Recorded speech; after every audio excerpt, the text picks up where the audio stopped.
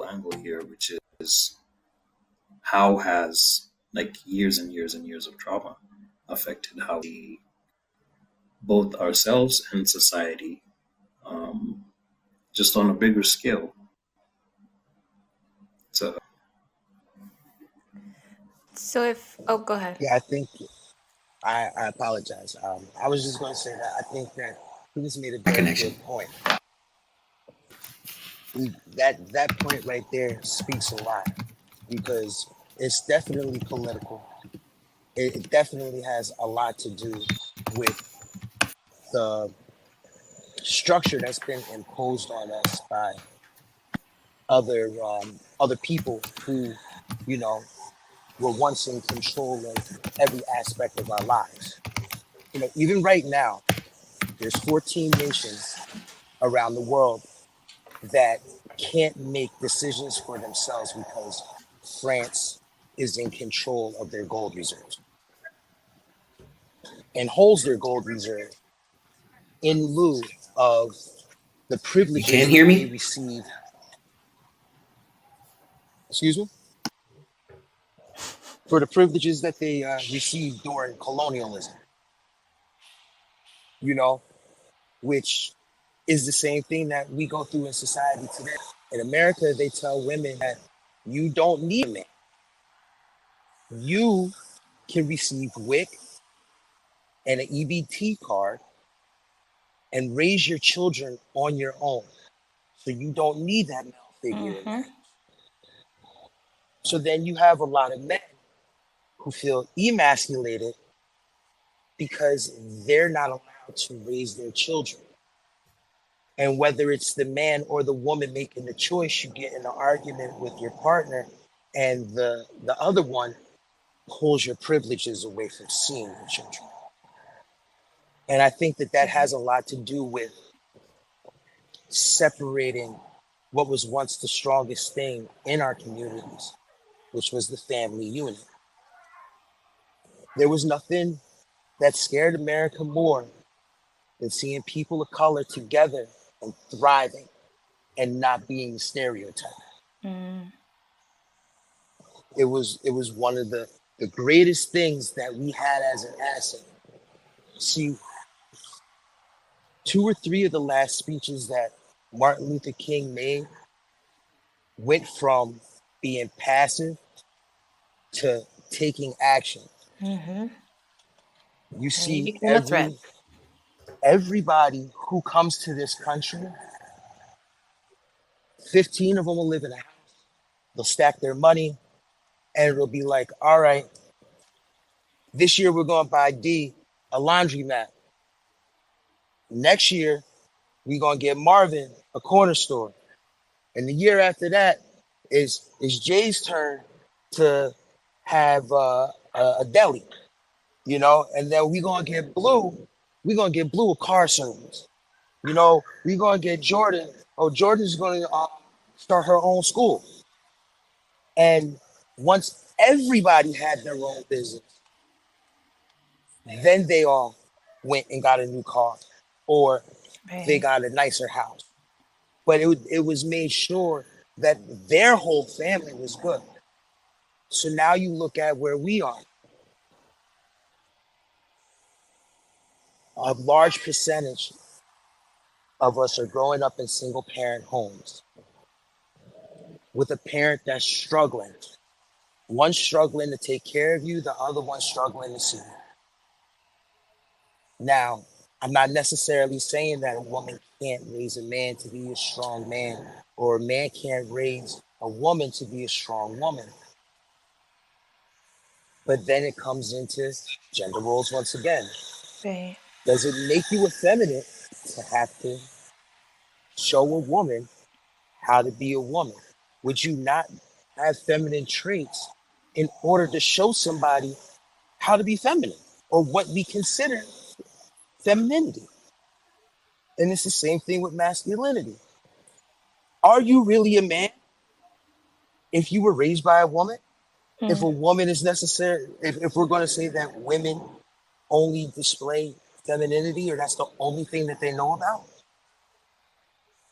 And these are legitimate questions that I ask all the time. Like where is it more from what we've been taught, or like D and J were saying before about the trauma that our families have gone through and having to be hyper vigilant and hyperly aggressive? Is that what we consider masculinity? Or is it more like we were speaking about before, being confident and secure in Right. who you are and being able to carry yourself with a certain distinction that you can teach whomever, whatever gender they are, Right.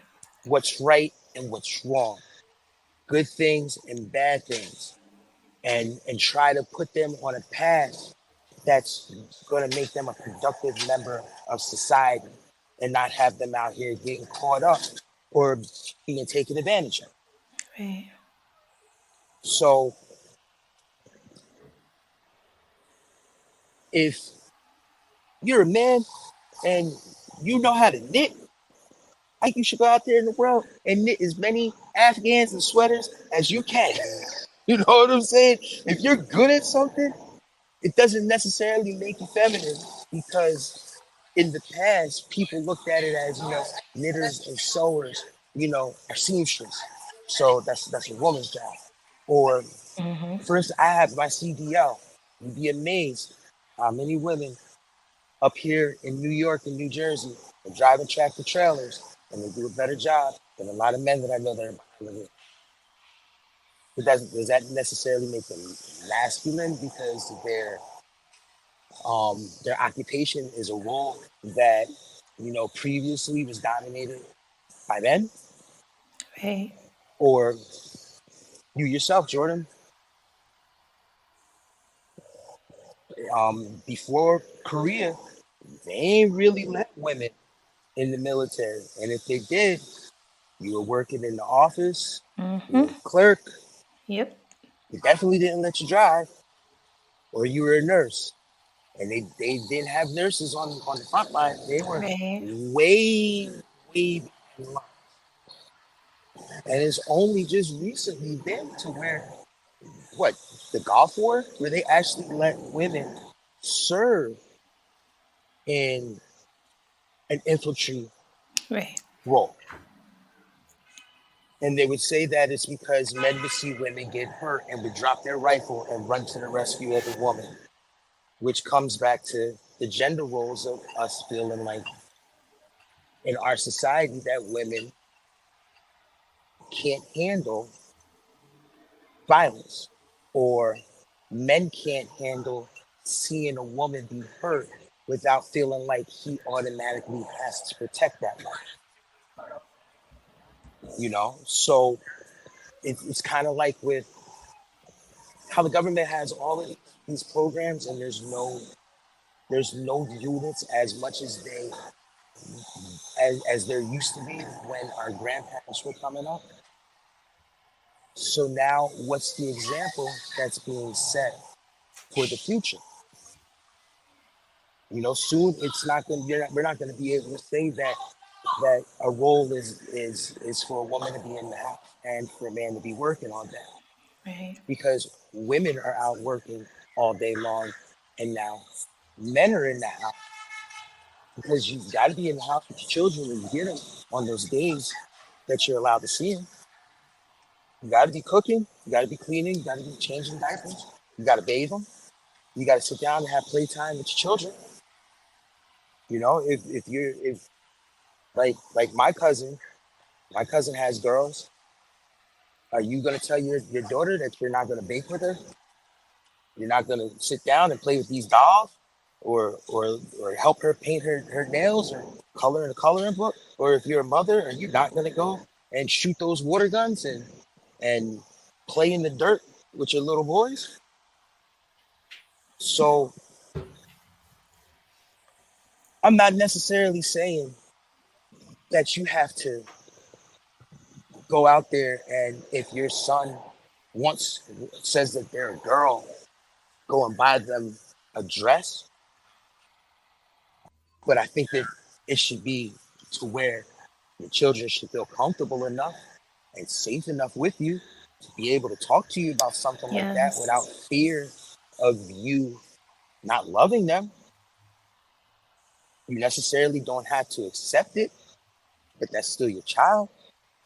Like, I put it to you like this: I'd rather my son come home and be like, "Look, this is how I feel," and I'd be like, "All right, that's cool." Instead of him coming home and being like, "I hate you. I hate my life. I don't want to go to school. I don't want to talk to Right. you." Like, yo, look, we'll go get you that dress, buddy, but your grades still better be right.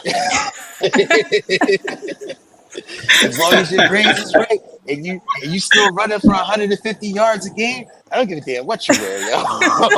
Like, and that's like, yo, it's it's really just about, can we make the world a place to where our children and our family feel safe with Yes. us? You know, it's going to come a time where we're going to have to stop letting our own traumas and our own fears that were instilled on us by people who necessarily weren't filled with hate but didn't know any better, because that's what they grew up with in the circumstances that they had at that time. That's what kept them safe. So yeah, I'm gonna have to end my part there because I gotta get back into work. But I thank you guys for having me on Thank you for and all your giving me Thank a you for wisdom. chance. coming. I appreciate it, my brother. Thank you. Thank you. Long time no Thank you. Let me know. see. Hey, Thanks. I appreciate you too, bro, because you opened my eyes to a lot of things. Listening to other thoughts and everything, it teaches you more in life. So I Yeah. appreciate it. No, definitely. I enjoyed the conversation. Everybody had a lot of great input, and I just appreciated that I got a chance to share my 2 cents real quick and be a part of this, because what you guys are doing is beautiful. And feel free to let me know if you ever want me to come back on and speak. I would love to. Absolutely. Absolutely. You're on my Rolodex. I'm gonna save you. I'm gonna save you for sure. Definitely. Everybody have a nice afternoon and You enjoy too, your brother. day. Have You a too. great Thank afternoon. you. You too. Take care. All right. Take All care. right, bye. Such beautiful wisdom from all of you. I'm appreciating it. We are like way over time, but it was just rolling with the conversation. Any last minute thoughts or feelings or words that you guys wanted to share before we shift gears ish? As far as words to share, I appreciate all of you all, enlighten me in your opinions of life and your thoughts of life. And it helps me open up more doors to look at things differently. And I appreciate all of you. I just Thank wanted to say that. you. Thank Oh, you it's our too. pleasure. This is what we all are about. All right. And thank y'all for having me on. Thank you. All right. Same here. Thank you guys for setting this up. This was very interesting and enlightening. And yeah, I think a lot more conversations like these should be had because Yeah. we, yeah, it's a lot to learn. Thanks. Thank you for Thank being you for on. coming. I appreciate it. Jay, you got anything to say? Oh no, Any just words of wisdom? thank you for having me on.